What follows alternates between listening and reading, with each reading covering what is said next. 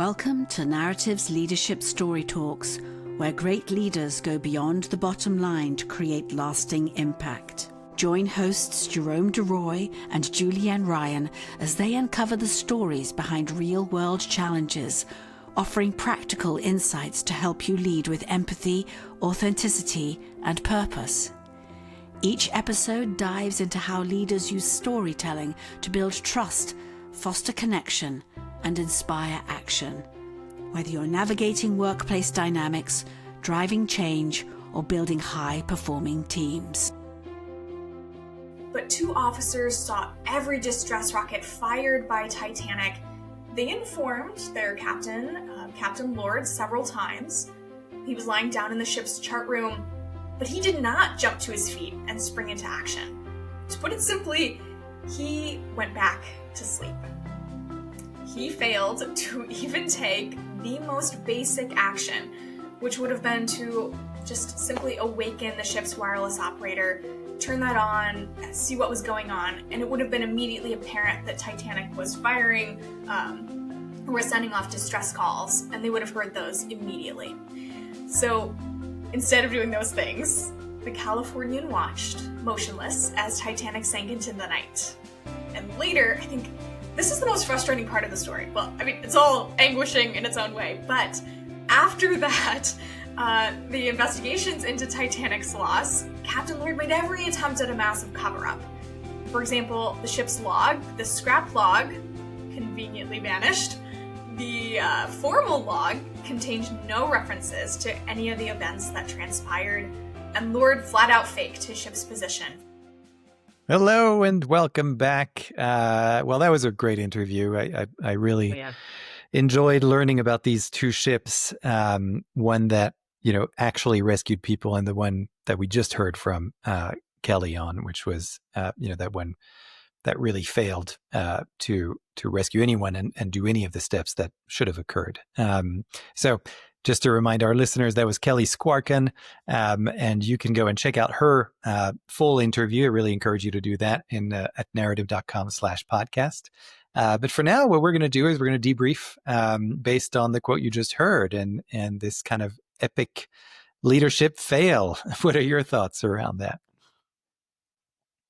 We listened to a lot of stories and episodes, but in this one, when Kelly was sharing about the ship where the captain doesn't do anything, it was painful to listen to. I mean, it happened years ago, but it's just as painful as happening today.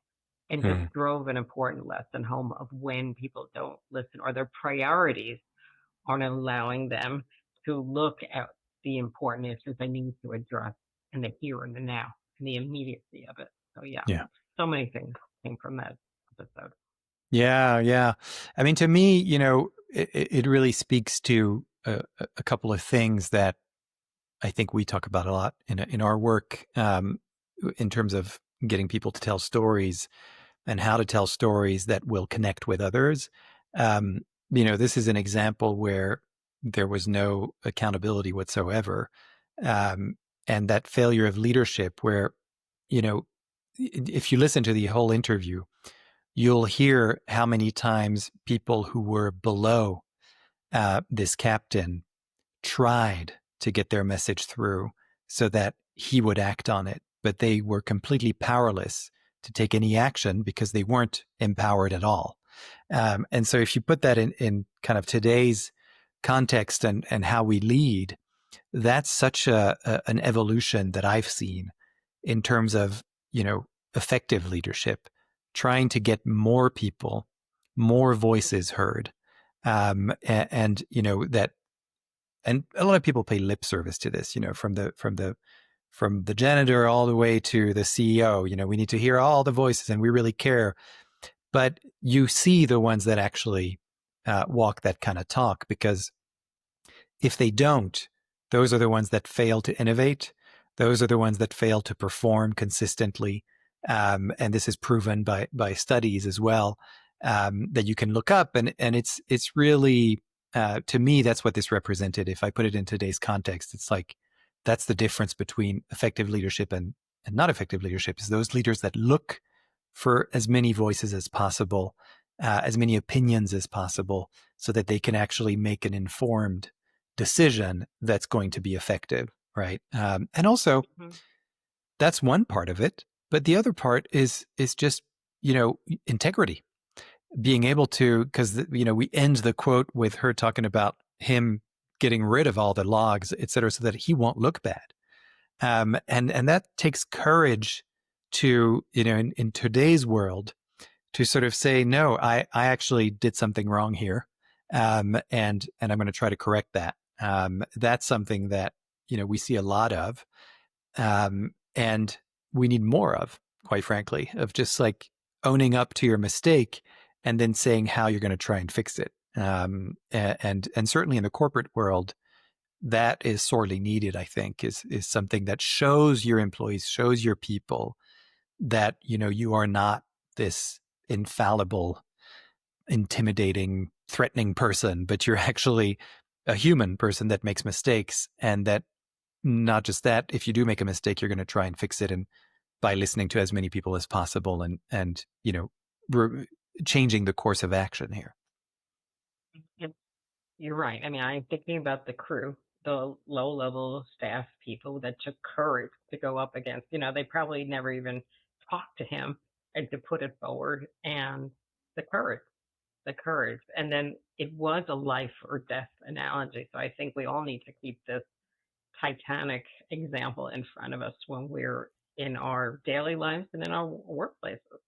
Yeah. Where is our moment when we haven't done enough to step forward and make sure that we are turning the boat around and doing some important things to change the situation?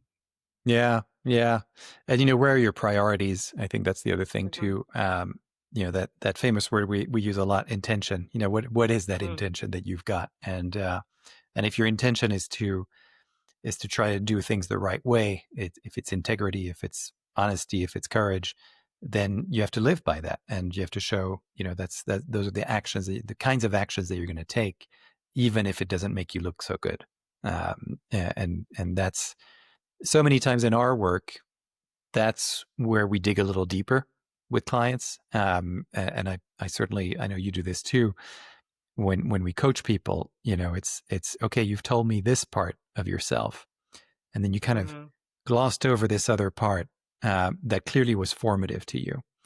And then you start to ask questions. And I remember one client who said, why are you asking me all these questions about my childhood? And well, you brought up this thing that happened in high school, and I'm thinking maybe that's important to you. And the more we delved into it, the more we saw how much that informed his leadership of his team today, 30 years later. And so I really encourage everyone to don't ignore those things, just because they happened a long time ago, or they happened at a time in your life where you felt the context was just so different than what it is that you're doing now. So many things are connected.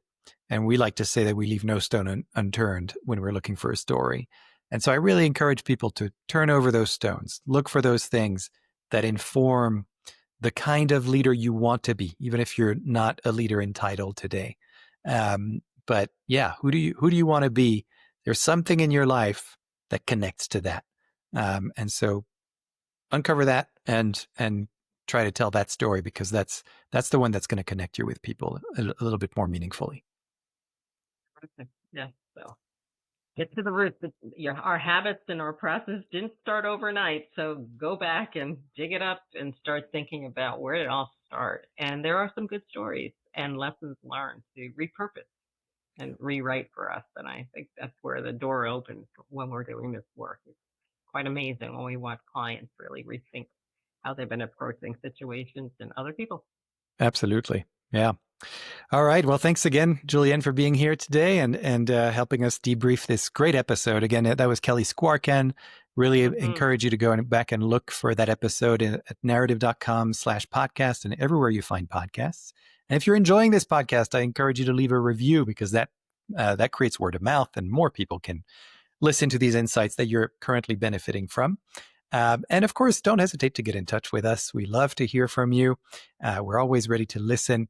And so if you want to learn more about how you can tell great stories as well and uncover and turn those stones over and see what's there, go to narrative.com and get in touch with us. Thank you so much again for listening, everyone. Thanks, Julienne, and we'll see you next time. Thank you. For more information on the narrative listening and storytelling method and how it can help your business, go to narrative.com.